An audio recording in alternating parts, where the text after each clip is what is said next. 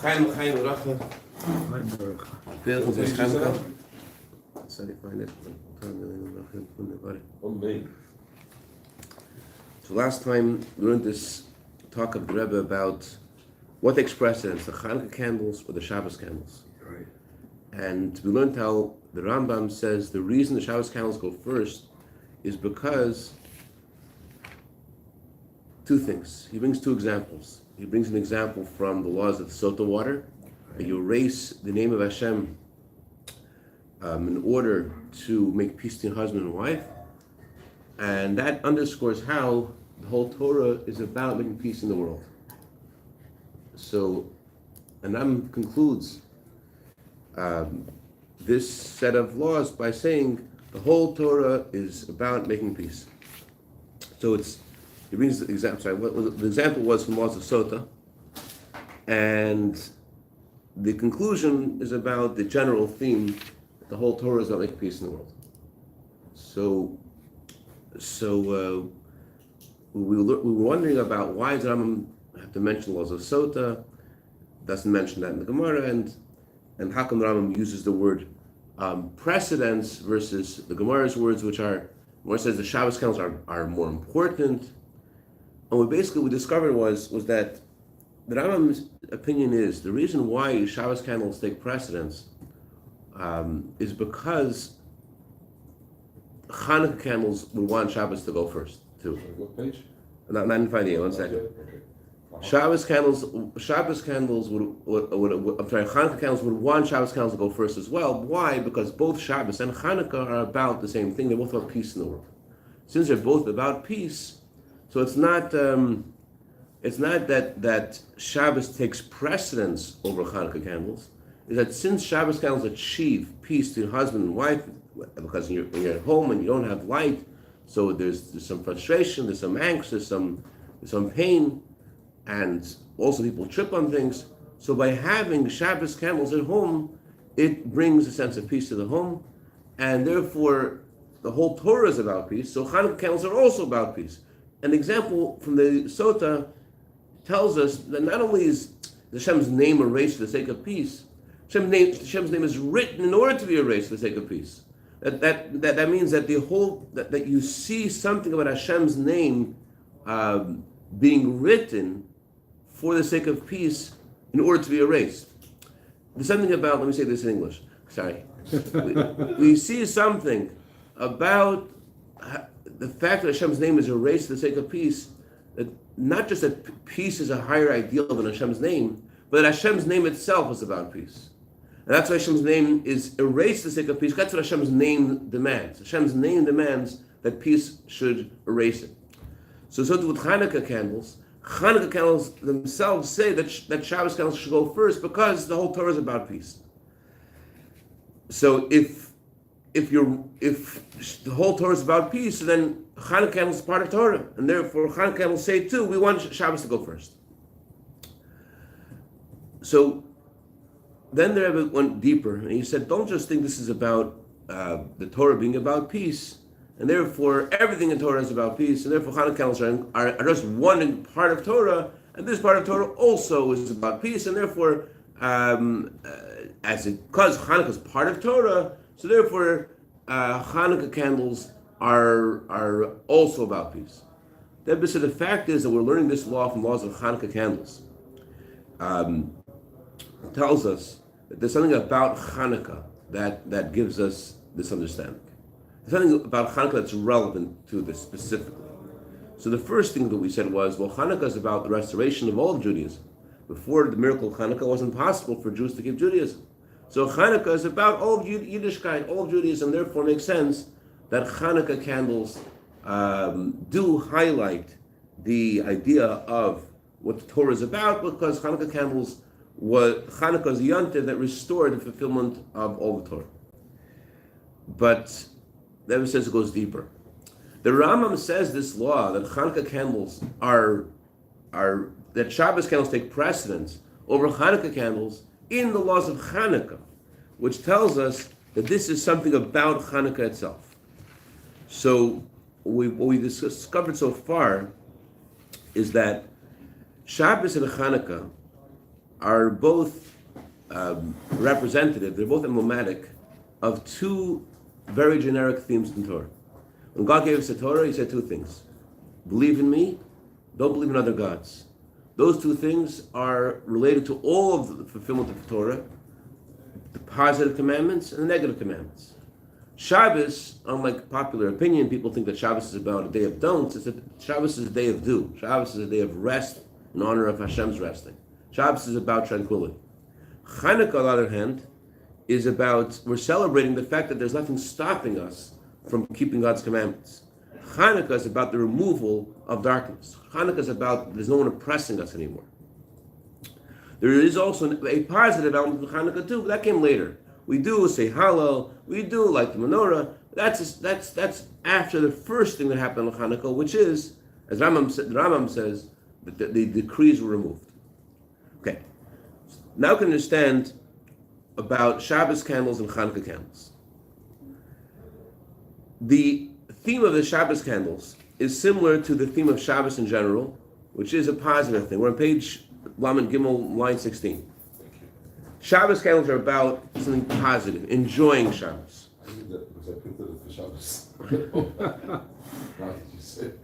As the Rambam writes in the Laws of Shabbos, that Shabbos candles are about adding to pleasure, adding to the glory of Shabbos.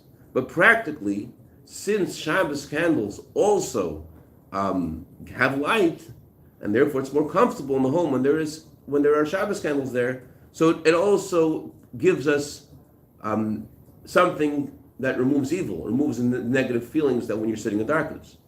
It removes the negative possibility of someone tripping. Chanuka candles, on the other hand, they are about a positive thing. They're about publicizing a miracle. And therefore, be careful, says the Rambam, to light the Chanuka candles, because you need to publicize the miracle that God did for us. On the other hand, the reason why we are celebrating the events that caused this miracle was the removal of the decrees against Judaism. So, when there is a question, which goes first, Shabbos candles or Chanuka candles? So the Rambam says in the laws of Chanuka that Shabbos candles go first because Shabbos candles bring peace at home physically. So it's understood that through the Shabbos candles, there'll be more of the sense of peace than through Chanuka candles, and therefore the Chanuka candles themselves tell you that Shabbos candles must go first.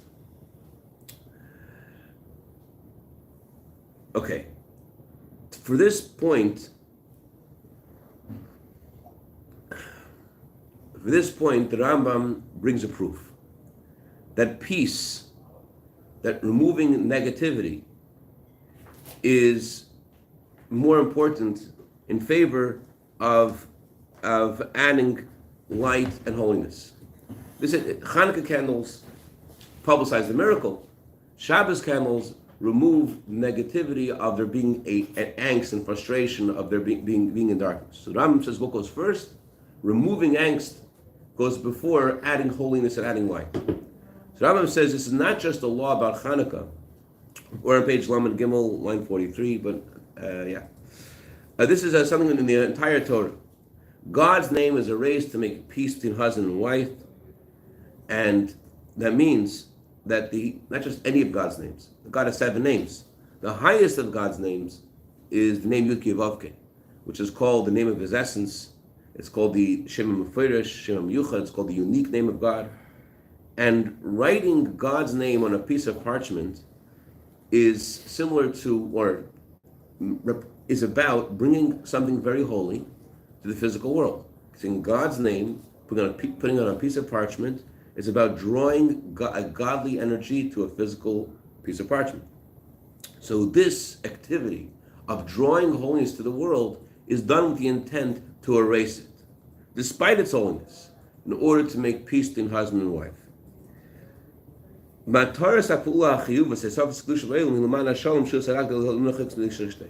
point of adding the holiness to the world, the point of bringing this sanctity to this piece of parchment, is in order to bring peace between husband and wife. So Rambam continues and says, when you want to look inside, or Look outside, whatever you want to look, it's all good. We're on page, no, I'm going to listen. Okay. The Ram continues and he says, peace is great because the whole Torah was given to make peace in the world. The Torah wasn't given just to add a light and holiness to the world. Rather, the Torah was given in order to make peace in the place where there's argument, when you have to remove the argument. Torah is not about bringing light, the Torah does that too. Torah is about removing the negative. So all of Torah mitzvahs, including those mitzvahs which are not positive, which it seems are just about something positive. Here, the Chanuka candles, it seems, are about revealing the miracle. The Chanuka candles, although they are about revealing light and holiness, their main purpose is to make peace in the world, to remove the opposition to holiness in the world. The world was created in a way that it is something that hides godliness. It says in Tanya, this is the world that we live in is the lowest world. There's nowhere lower than this world. It's a place of double and quadruple darkness, full of evil, which is against Hashem literally. And it says, I exist, nothing besides me exists. That's what the world says. So the way to make a home for God is not through bringing light, but removing the clip, removing the evil, removing the darkness. So the point of the Chanuka candles is also about removing evil. Just like God's name, it's brought down, bringing holiness down to the physical parchment. But what is it about? It's really about, first and foremost, removing the negativity. Let's explain this more deeply, but before we do, I'll tell you a story in this context. Hopefully enough to do both. A friend of mine, he was very excited to light a menorah in a new section in Manhattan. Didn't have menorah before. So he tried to set up this menorah on a Friday afternoon, and he was unsuccessful. But he kept on trying until Shabbos came in. So he's in Manhattan. He didn't light Shabbos candles, Chanuka candles himself, and he didn't light his menorah in Manhattan either. And he walks back to Crown Heights. Can you imagine how he and his friends felt that they didn't light Chanuka candles? Why were they in Manhattan for no reason? They didn't even light a menorah there. So he felt terrible. The next morning, the Rebbe began next afternoon. When the Rebbe gave the next farbrengen, the Rebbe spoke about the power of saying good morning and saying how are you and being friendly. And he said the purpose of the Torah, as we just learned here, isn't only to bring light to the world. The Torah first and foremost is about removing the opposition, removing the darkness, making a vessel for light. It's easy to bring light once there's a vessel, but the first thing Torah tells us is to create the vessel. That's what Torah is about. So the Rebbe said that when you tell someone good morning, tell someone how are you, and you are someone who is faithful to Torah mitzvahs, you're making them more receptive to want to hear something else about Torah mitzvahs. So saying good morning, saying how are you, is something incredible and goes a long way in making a vessel. So then they continued. And so is too with menorah. There is the light of the menorah, then there's the actual vessel of the menorah. And something about the vessel of the menorah that surpasses the lighting of the menorah. Just putting up a physical menorah without bringing light in that menorah is far more important than the lighting menorah itself. Just having the vessel itself in a certain way. So you can imagine how they felt. They had a total affirmation. They was telling them, yes, it's great you put up the menorah. You made a vessel for holiness. You didn't light it, okay, but there's something incredible about just making a vessel for holiness. Of course, that was a wrong move. They should have lit their own Chanuka candles, but it's something they did accomplish. So let's go a little deeper into this idea. True peace doesn't mean that there's no opposition. True peace means that you create a situation where there cannot be an opposition. That means you reveal how the force that seems like it's a force of opposition is not in opposition. It's not different. When we say that Torah was given to make peace in the world, what that means is, what's the true essence of the world? The true essence of the world is Torah, is godliness. That's what the world is about. That's why God created the world. So not only is godliness the reason the world exists, but as Alter Rebbe says in Tanya, God creates the world every moment, every single second. The world is being drawn out of nothing to exist. So what's the real reality of every creature? It's God, the true reality. The Yesh HaNivra, the created being. What's the true reality of the created being? It's the creator. So the word world in Hebrew does mean to conceal. And the world covers the godly light in it. And the world feels like it's its own entity. It's possible to think, chas v'shalom, that the world does not need its divine energy because that's the way the world looks. It looks like the world, in the language of Avram Avinu, when Avram Avinu was trying to discover God, he said the world looks like a palace without anyone living in the palace. And therefore the Torah was given to make peace. Anyone living in the palace or creating it? There is no one who is running the show in this palace. That's how the world looks. It could look that way. It could appear that way without the Torah. And that's why Hashem gave us the Torah, to make peace in the world, to make peace, so to speak, between the world and God. So that the world should feel that the world is not a contradiction, not something that goes against godliness. Rather, the whole existence of the world is really God. That the Torah was given to reveal that the world is a godly place. So it's understood so that there are two kinds of mitzvahs you could do. A positive activity, something that will bring more light to the world. Or a negative activity, removing the opposition.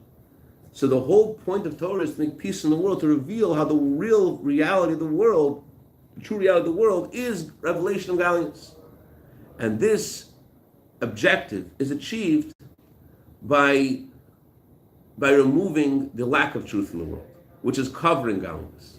You have to remove that which is covering the truth that's there already. The truth of the world is godly.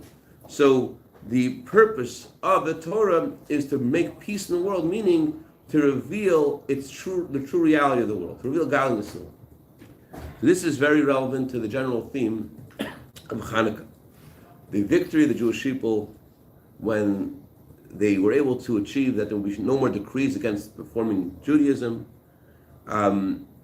This was achieved through the sacrifice of the Chashmonaim, by them giving their lives for Hashem's truth.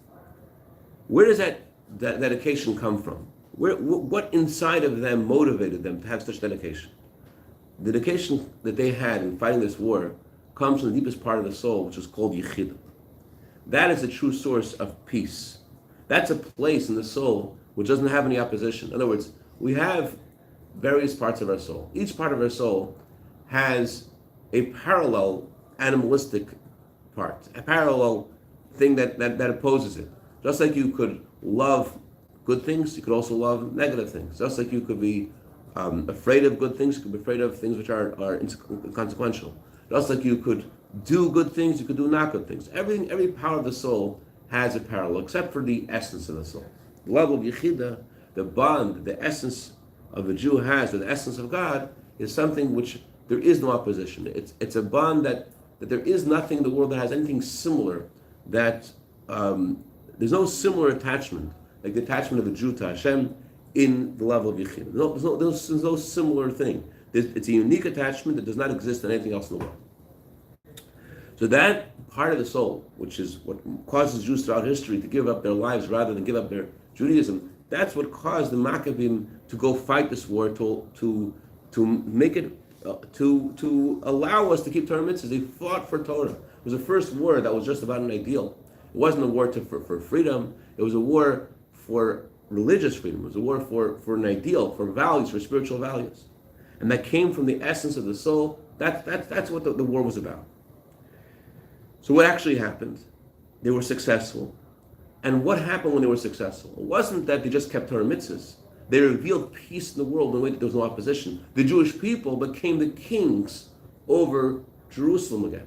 It wasn't just that there was no opposition.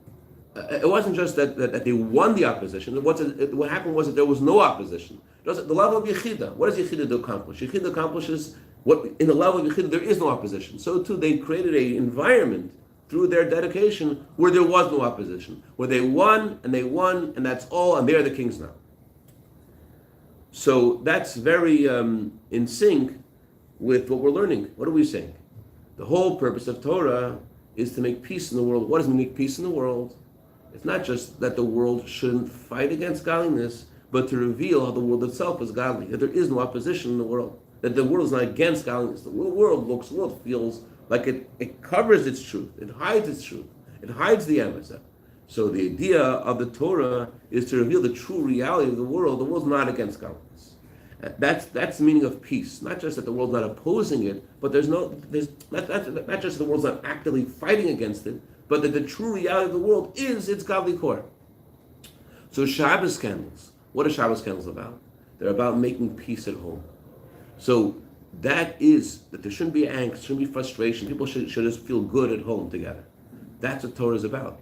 Torah is about removing that which hides the truth. Torah also brings light to the world. That's true too. But the main accomplishment, the main purpose of Torah is to remove this sense of opposition, to remove this sense of fragmentation. And therefore, if there's a mitzvah that achieves that there shouldn't be a sense of frustration and angst, that's the mitzvah that takes precedence of the other mitzvah. So it's not just that Shabbos candles go before Chanuka candles because Shabbos candles bring peace, and peace is a high objective. That's what all Torah is about. All Torah is about revealing the reality of the world. The world's not opposing godliness.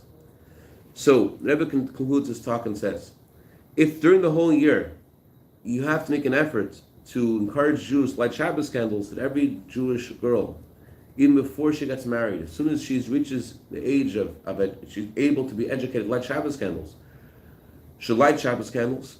If that's true a whole year, so on Chanukah especially, there should be an emphasis in strengthening Shabbos candles. And this effort will bring an additional strength in all of the spiritual energy from that Chanukah gives to days of Chanukah itself and days after Chanukah. And when all the candles of mitzvah, all the mitzvah candles will join together, the Shabbos candles and the Chanukah candles, this will create a great torch that will illuminate the darkness of the exile. By the way, just someone told me yesterday that everyone said, how could it be the first night of Chanukah you light just one candle? Torah says you're always supposed to increase in holiness. So I could just light one candle on the first night of Chanukah. They ever said because you also have the Chanukah candles the year before. They're still here. The Chanukah candles the year before, all the candles you've ever lit in your life accumulate. So it's not just you lighting one candle. You also have the 8th from your last year, the 8th from the year before.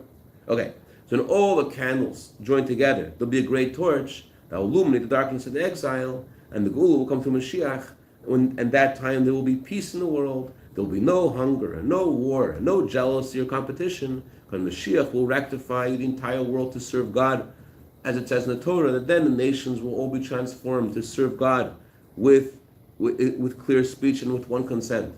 And the promise of Hashem, God says, if you will light the Shabbos candles, I will show you the candles of Zion. I will show you the coming of Mashiach. I'll show you the lighting of the menorah, the third Bais Hamikdash. Okay. Wow. Any questions, comments? Yeah, go ahead. No? All right.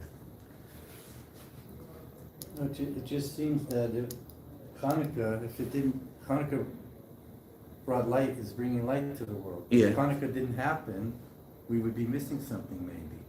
But Chanukah came out through something that was a difficulty for the Jews. Right. So I'm just saying, I mean, it's all meant to be that Chanukah happened, but it seems like Chanukah is, what you said, the Rebbe says, adding light to the world. Or, Sometimes it happens to be that Hashem creates light from darkness. The truth is, in another occasion, very relevant to this, they've asked, how is it possible to make the world a vessel for godliness, even though the purpose of the world is godly, and the true core of the world is godly, but it's created to be the opposite of godliness. It's created to hide it. The word world in Hebrew means to conceal. So how can you ever make the world itself a home for Hashem? And what it basically says is that Hashem put into the DNA of the world, so to speak, that the darkness of the world summons more light. And when you're in a situation that you don't know what to do, what happens? You're forced to summon a deeper part of yourself to contend with that. So it's specifically Hashem made a mechanism in the world that the darker it is, it creates more revelation, more light. So yes, it's true that Chanukah was through more darkness, but and as a result, there's more light. That's the way Hashem made the world. Okay. So I saw yesterday on TV, PBS, an article on artificial intelligence. Yeah. And the key word that you brought up was consent. Consent. Because the object of the rest of the world is to get universal consent with what they're doing and how they do this.